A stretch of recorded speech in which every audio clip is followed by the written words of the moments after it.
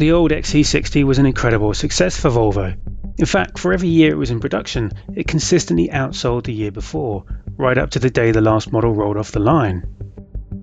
That means the new XC60 is a car Volvo can't afford to get wrong, but at the risk of making this the shortest car review in history, let me start by telling you this: they haven't.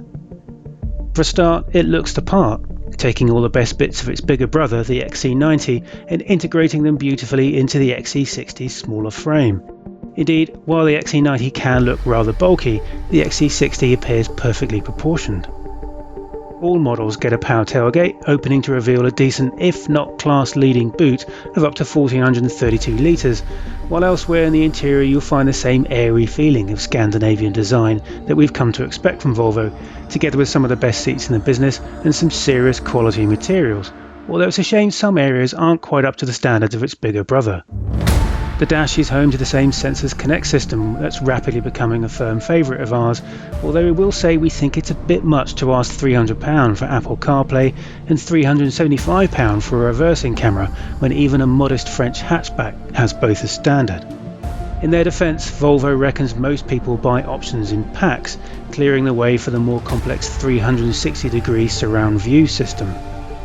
Engine choices are all 2-litre 4-cylinder units, starting with a pair of diesels with either 190 or 235 horsepower, both of which frankly are pretty excellent. Given the rise in anti-diesel sentiment, it's good to see there's also a turbocharged petrol unit with 254 horsepower that's capable of sprinting to 60 in just 6.8 seconds. Plus of course there's Volvo's T8 twin-engine plug-in electric hybrid, although that's pretty pricey at nearly 57 grand.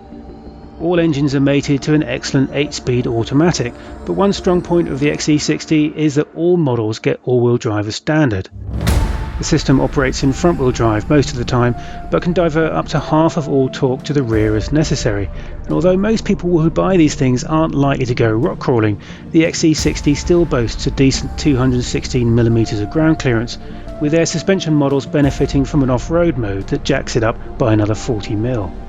We spent a week with a D5R design, and although the sportier setup could be a little fractious over cat's eyes and manhole covers, it still impressed us with its noise isolation and a natural ability to cover large distances without breaking a sweat.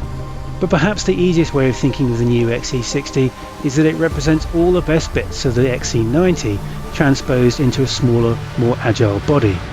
And to our eyes, a pretty damn good looking one too.